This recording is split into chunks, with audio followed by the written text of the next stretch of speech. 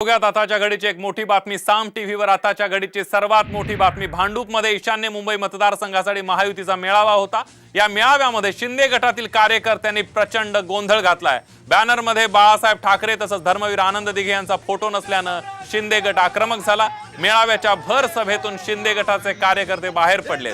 सभास्थळी शिंदे गटाच्या कार्यकर्त्यांनी जोरदार घोषणाबाजी केली आहे। भांडूपमध्ये भाजपचे उमेदवार मिहिर कोटेचा यांच्यासाठी महायुतीची सभा आयोजित करण्यात आली होती।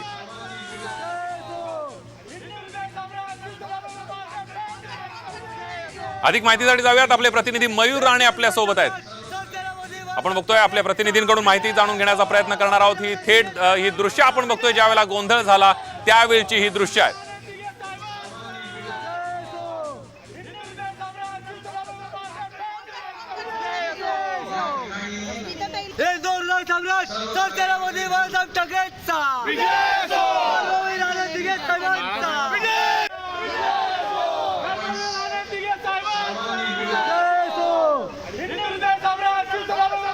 आणि याविषयीच बोलण्यासाठी आपले प्रतिनिधी मयूर राणे आपल्या सोबत आहेत। मयूर,